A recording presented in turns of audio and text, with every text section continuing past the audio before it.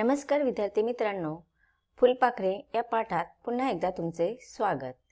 आज आपण बालभारती पाठ्यपुस्तकातील धडा क्रमांक 14 अभ्यासत आहोत आणि हा फुलपाखरे या धड्याचा हा सेशन क्रमांक 3 आहे। या पाठाच्या भागामध्ये आपण उर्वरित पाठाचा परिच्छेद अभ्यासणार आहोत आणि त्यानंतर पाठाखालील स्वाध्याय पाहणार आहोत। चला तर मग आता आपण उर्वरित परिच्छेद अभ्यासून घेऊया। लेखक म्हणतात की अडचणी, संकटे, रोग यांचे जेव्हा आपणावर आक्रमण होते तेव्हा ती फार मोठी किंवा असह्य वाटतात, परंतु ती ओसरल्यावर आपण त्यांना का घाबरलो तेच आपणास समजत नाही। आपण घाबरलो याचे कारण आपल्याजवळ मनाची स्थिरता किंवा शांती नसते। बघा, इथे लेखकाने जीवनाचं सत्य आपल्यासमोर मांडलेलं आहे की मनुष्याच्या जीवनामध्ये अनेक संकटे, अडचणी, समस्या येत असतात। रोग होत म्हणजेच आजार येत असतात आणि ज्या वेळी हे अडचणी, संकटे येतात त्यांचं पूर्ण वर्चस्व आपल्यावरती झालेलं असतं, आपल्या मनावरती त्यांनी आक्रमण केलेलं असतं आणि त्या क्षणाला आपल्याला असं वाटत असतं की आपण आपल्यासाठी जे काही छोटे छोटे आजार असतील ते फार भयंकर वाटतात। संकटे छोटे असो किंवा मोठे, अडचणी छोटे असो किंवा मोठी, पण ते त्या वेळेला, त्या स्थितीला, त्या परिस्थितीमध्ये आपल्याला त्या अडचणी खूप भयंकर वाटतात, एवढे असह्य वाटतात की आपण त्यांची वेदना सहन करू शकत नाही। पण हळूहळू ते संकटे कमी होतात, ते अडचणी नष्ट होतात, रोग नाहीसे होतात आणि जेव्हा ते ओसरतात म्हणजे जेव्हा ते कमी होतात किंवा ते त्याचं नायनाट होतं तेव्हा आपल्याला असं वाटतं की अरे हे अडचणी, ह्या समस्या, या संकटे फार छोटी होती आणि आपण त्यावेळेस का एवढे घाबरलो। म्हणजे ज्या वेळेला आपल्याला संकट वगैरे असतात त्यावेळेस आपल्या मनावरती त्यांचा एवढा ताबा झालेला असतो की आपल्याकडनं विचार केले जात नाही, समस्याचं निराकरण निघत नाही। पण हळूहळू जसं बघा, रात्र झाल्यानंतर उजेड होतोच की नाही, दिवस उगवतोच, त्याचप्रमाणे त्या संकटांचा पण क्षण जो असतो तो क्षणिक असतो, कालावधी जो असतो तो क्षणिक असतो आणि तो क्षणिक काळ निघून गेल्यानंतर मग आपल्याला ती संकट फार छोटी वाटतात। आपण त्यावेळी का घाबरलो होतो याचं जर कारण शोधायला गेलो तर आपल्याला कळतं की त्यावेळेस आपल्या मनाची स्थिरता किंवा मनामध्ये अशांतता पसरलेली असते, मनामध्ये शांती नसते। म्हणजेच काय, जीवन म्हणजे संकटे नव्हेत, रोग नव्हेत, अडचणी नव्हेत, कारण ती असतानाही जीवन चालूच असते। मग बघा, इथे लेखक आपल्याला काय सांगत आहेत की हे जीवन आहे ते आपल्या अनेक समस्यांनी युक्त आहे, पण हे जीवन म्हणजे संकट नाहीत, रोग नाहीत, अडचणी नाहीत। कारण की जर संकट असतील, अडचणी असतील तरी आपलं जीवन चालू असतं। म्हणजेच काय, आपण त्याच्यातून मार्ग काढून पुढे जाण्याचा प्रयत्न करतो। मळब आल्याने सूर्य जसा नाहीसा होत नाही त्याचप्रमाणे रोगांनी, संकटांनी जीवनाचे मूळ आनंदी स्वरूप नाहीसे होत नाही। बघा, ते इथे लेखकाने आपल्याला इथे छान उदाहरण दिलेलं आहे की जसं ढगामध्ये काय होतं की आकाशामध्ये आकाश पूर्ण निरभ्र असतं की नाही, मस्तपैकी स्वच्छ असतं, पण त्याच्यामध्ये ढगाळ वातावरण निर्माण होतं आणि त्या थोड्या वेळासाठी आकाशावरती ते वर्चस्व गाजवतं। पण जसं जसं ते ढग नाहीसे होतात आणि पूर्ण सूर्योदय होतो की नाही, सगळीकडे सूर्याचा उजेड पसरला जातो आणि त्याचप्रमाणे मळब आल्याने म्हणजे ते ढग आल्यामुळे सूर्य कधी नष्ट होतो का? नाही। त्याचं वर्चस्व कधी नष्ट होतं का? नाही। तो प्रकाशित होण्याचं थांबवतो का? नाही। तसंच मग आपल्या जीवनाचं सुद्धा असतं। रोगाने आणि संकटाने कितीही आपल्या जीवनावरती वर्चस्व गाजवलं तरी पण आपला जीवनाचं मूळ स्वरूप जे आहे की आनंद हा कधीच नष्ट व्हायला नाही पाहिजे। आजारी व संकटग्रस्त माणसेही जेव्हा थट्टा विनोद करतात तेव्हा ती या आनंदमय जीवनाचा अनुभव घेत असतात। आता काही लोक असे असतात की थोड्याशा संकटाने, थोड्याशा समस्यांनी किंवा थोड्याशा आजारांनी घाबरून जातात, पण काही लोकांचा स्वभाव किंवा वृत्ती अशी असते की कितीही मोठं संकट येऊ दे, कितीही मोठं दुःख येऊ दे किंवा कितीही मोठा आजार येऊ दे, पण त्याच्यामध्ये त्या जीवनाचा ते आनंद घेत असतात, जीवनाचा तो आस्वाद घेत असतो आणि ह्या जीवनाचा आनंदमय जो अनुभव असतो तो विचारात घेऊन ते पुढे जीवन जगत असतात। आणि त्यांना माहिती की हे जे काही संकट आलेलं आहे, हे जे काही समस्या आलेले आहे किंवा हे आजार जे आलेले ते क्षणिक आहे। जसं ढगामुळे ढगाळ वातावरण होतं पण ते थोड्या कालावधीनंतर तो ढगाळ निरभ्र, आकाश निरभ्र होऊन जातं, तसंच हे संकट सुद्धा आपल्या जीवनातून नष्ट होणार आहेत आणि मग अशा रीतीने आपण त्यावेळी सुद्धा आनंदमय जीवनाचा अनुभव घेतला पाहिजे. आता लेखक पुढे म्हणतात की मला वाटते आपण फार विचार करून किंवा अविचार करून आपले मूळचे आनंदी स्वरूप, आनंदी जीवन विसरून बसलो आहोत. आता कधी कधी आपण इतके विचारामध्ये मग्न होऊन जातो किंवा इतके अविचारी होऊन जातो की जीवनाचे जो मूळ स्वरूप आहे तो आपण विसरून जातो. आनंदी जीवन आपण विसरून बसतो आणि दुःखाच्या पाठीमागे आपण धावत राहतो. फुलपाखरांना जर आनंदाने जगता येते तर आपणास काय येऊ नये. जसं इथे उदाहरण मगाशी दिलं होतं पहिल्या परिच्छेदामध्ये, पहिल्या भागामध्ये आपण पाहिलेलं आहे की फुलपाखरांचं किंवा फुलांचं जीवन असं असतं किती, पण तरी पण त्या आहे त्या जीवनामध्ये ते आनंद स्वतःही आनंदित राहतात आणि दुसऱ्यांना सुद्धा आनंदित करून जगतात. मग तसं मग आपल्याला का नाही जगता येत? त्यांना जर जीवनाचा रसास्वाद घेता येतो तर तो आपणास का घेता येऊ नये? आंबट तोंड किंवा लांबट चेहरा करून जीवनाचा गाडा आपण ओढत आहोत असे आपण का वागावे? आता बघा, जोपर्यंत मनुष्याच्या जीवन आहे तोपर्यंत आपल्याला ते आयुष्य जगायचं असतं. मग आपण ते आयुष्य जगत असताना नेहमी वेडेवाकडे आळे घेऊन जगलं पाहिजे असं आहे का? निराश होऊनच जगलं पाहिजे का? नाही. मला वाटते मनुष्याखेरीज जीवनासंबंधी फाजील विचार दुसरे कोणीही करत नसेल. मनुष्याने आपल्या बुद्धीचा उपयोग करून हे जीवन अधिक सुखदायक, आनंददायक, रसदायक बनवले पाहिजे. बुद्धीने मनुष्याचे जीवन बहारीचे बनले पाहिजे. ते बुजरे किंवा भांबावलेले बनता कामा नये.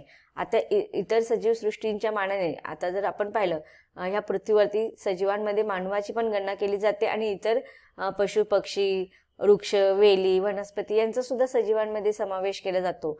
पण ह्या सगळ्या सजीवांपेक्षा मनुष्य हा वेगळा सजीव मानला जातो, कारण की त्याच्याकडे बुद्धी आहे आणि ह्या बुद्धीच्या जोरावरती त्याने अनेक अशा सुखदायक, आनंददायक वस्तू बनवून स्वतःचं जीवन आनंदमय बनवलेलं आहे. मग इथे आपण इतर सजीव जर आनंदी जीवन जगू शकतात मग आपण का नाही? कारण की आपण त्यांच्यापेक्षा नक्कीच वेगळे आहोत आणि त्यांच्यापेक्षा आपल्या जीवनाचा कालावधी खूप अधिक पटीने आहे. मग आपण हे सगळे बहारीचे आनंदाचे क्षण जगलो पाहिजे आणि पूर्ण त्याचा आनंद उपभोगूनच आपण ज्याप्रमाणे फुलं किंवा फुलपाखरे आपल्या जीवनाचा आनंद घेऊन सगळ्यांना आनंद पसरून तो जो काही काळ त्यांना मिळतो त्याचं ते चीज करतात, तसंच मग आपल्याला सुद्धा करायचं आहे. म्हणून या पाठाचं शीर्षक जे आहे ते फुलपाखरे दिलेले आहे. ज्याप्रमाणे फुलपाखरे विविध रंगांचे, विविध ढंगांचे असतात, तसेच मनुष्याचं जीवन सुद्धा विविध रंगांचे, विविध आकारांचे असले पाहिजे, विविध ढंगांचे असले पाहिजे. त्याच्यामध्ये विविधता आली पाहिजे. रोजच निराशा, रोजच दुःखाला कवटाळून न बसता ते आनंदाने उपभोगून त्याचा आस्वाद घेतला पाहिजे. तर हा पाठ इथे संपतो. आता ह्या पाठाचा स्वाध्याय आपण अभ्यासूया. विद्यार्थी मित्रांनो, स्वाध्यायामध्ये तुम्हाला प्रश्न क्रमांक पहिला आहे, वैशिष्ट्यपूर्ण लिहून तक्ता पूर्ण करा. तर तुम्हाला इथे फुलांचे वैशिष्ट्य नावं दिलेले आहेत आणि मग त्यांचे वेगवेगळे भाग दिलेले आहेत. त्यांचे वैशिष्ट्य आपल्याला लिहायचे आहेत. फुलांचे नाव झेनिया. झेनियाचे देठ कसे असते? राठ. पानं कसे असतात? वृक्ष. फुले कसे असतात? विविध रंगी. त्याच्यानंतर आहे पारिजातक. तर ह्या पारिजातकाच्या फुलाचं देठ कसा असतो? खडबडीत. पाने कसे असतात? खरखरीत. आणि फुले कशी असतात? नाजूक व सुगंधी. आता पुढचा प्रश्न पाहूया. प्रश्न क्रमांक 2, कारणे लिहा.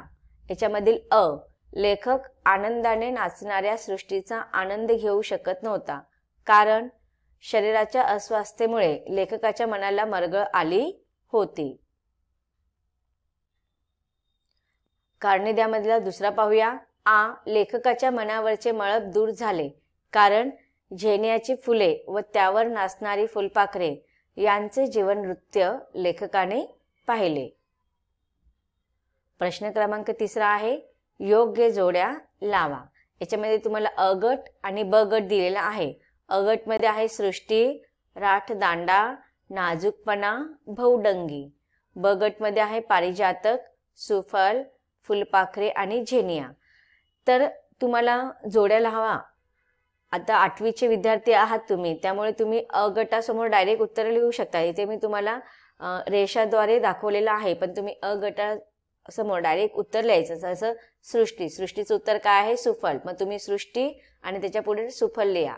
त्याच्यानंतर राठ दांडा, राठ दांड्याचं उत्तर आहे झेनिया. मग तुम्ही लिहायचं राठ दांडा आणि त्याच्या पुढे डायरेक्ट रेष मारून त्याचं उत्तर लिहायचं झेनिया. नंतर आहे नाजूकपणा, तर याचं उत्तर आहे पारिजातक. याच्यामध्ये पण तुम्ही लिहिताना नाजूकपणा लिहायचं आणि त्याच्या पुढे त्याचं उत्तर लिहायचं पारिजातक. बहुढंगी, बहुढंगी फुलपाखरे, तर बहुढंगीच्या पुढे तुम्ही फुलपाखरे लिहायचं आहे. त्याच्यानंतर प्रश्न क्रमांक 4, पाठाच्या आधारे तुलना करा. फुलपाखरांचे जीवन आणि मानवी जीवन. तर फुलपाखरांच्या जीवनातील पहिला मुद्दा आहे मकरंदास्वाद घेतात, मकरंदाचा आस्वाद घेतात आणि आनंदाने जगतात. मानवी जीवनाचं कसं आहे? पहिला मुद्दा आहे असह्य अडचणी व संकटाने घाबरणारे. फुलपाखरांच्या जीवनमध्ये दुसरा मुद्दा आहे चैतन्य व आनंदाचे जीवन. मानवी जीवन याच्यामधला दुसरा मुद्दा आहे मनाची स्थिरता किंवा शांती नसणे. प्रश्न क्रमांक 5, पाठाच्या आधारे तुमच्या शब्दात लिहा. या पाठातून लेखकाने दिलेला संदेश. उत्तर आहे मनुष्याने आपल्या बुद्धीचा उपयोग करून जीवन अधिक सुखदायक, आनंददायक, रसदायक बनवले पाहिजे. बुद्धीने मनुष्याचे जीवन बहारीचे बनले पाहिजे, ते बुजरे किंवा भांबावलेले बनता कामा नये. हा आपल्याला या पाठातून संदेश दिलेला आहे. पाहूया, निसर्गातील घटक मानवी जीवन आनंदी करतात. उत्तर आहे फुले, फुलपाखरे इत्यादी घटक मानवी जीवन आनंदी करतात, कारण या घटकात जीवनाची, आनंदाची, चैतन्याची कारंजी थुई उडत असतात. त्यामुळे मनावर आलेले मळप नाहीसे होते व मन आनंदी होते. पुढचा प्रश्न आहे प्रश्न क्रमांक 6, जशी दृष्टी तशी सृष्टी. या वचनातील विचार स्पष्ट करा. उत्तर आहे आपण एखाद्या गोष्टीकडे सकारात्मकतेने पाहिले असता ती गोष्ट आपल्याला चांगली वाटते व नकारात्मकतेने पाहिले असता तीच गोष्ट आपल्याला त्रासदायक वाटते. उदाहरणार्थ, पाऊस पडत असतानाही काही मुले पावसाचा आनंद घेतात तर काही मुले चिखल झाला म्हणून नाराज होतात. याच प्रकारे जर आपण चांगले, आपले विचार चांगले, तर आपल्याला आपल्या भोवतालचे जगही चांगले वाटते. म्हणून जशी दृष्टी तशी सृष्टी म्हणतात. विद्यार्थी मित्रांनो, ह्या प्रश्नाचं उत्तर तुम्ही स्वमताप्रमाणे लिहू शकतात, की तुम्हाला आलेले अनुभव तुम्ही लिहू शकतात, की याच्यामध्ये तुम्ही अजून ॲड पण करू शकतात काही उदाहरणं, जसे की कावीळ झालेल्या व्यक्तीला सगळे जग कसे दिसते? पिवळे. किंवा मग चोर व्यक्ती जो असतो त्याला सगळीकडे तो चोरी करण्याच्या दृष्टिकोनातून सगळीकडे बघत असतो, की नाही? तर असे उदाहरणं टाकून तुम्ही ह्या प्रश्नाचं उत्तर लिहू शकतात. पुढचा प्रश्न आहे 7, भाषेतील सौंदर्य या दृष्टीने पाठातील वाक्य शोधा व लिहा. उदाहरणार्थ, जीवनाची, चैतन्याची, आनंदाची कारंजी येथे थुई उडत होती. आता बघा, ह्या प्रश्नामध्ये तुम्हाला पॅरेग्राफ वरती सुद्धा प्रश्न विचारले जातात. तुम्हाला परिचय देऊ शकतात आणि त्याच्यामधील आलेले वाक्य तुम्ही शोधून लिहू शकतात. तर याचं उत्तर आहे ना पूर्ण पाठावर आधारित आहेत. तर पाहूया आपण कोणते कोणते वाक्य येतील. तसल्या त्या सुंदर बहुरंगी व बहुढंगी फुलांवर तितकीच सुंदर बहुरंगी व बहुढंगी फुलपाखरे उडत होती. पुढचं वाक्य आहे नाचरे ओढे आणि हरित तृणांचे गालीचे माझ्या मनाला नाचवू शकत नव्हते.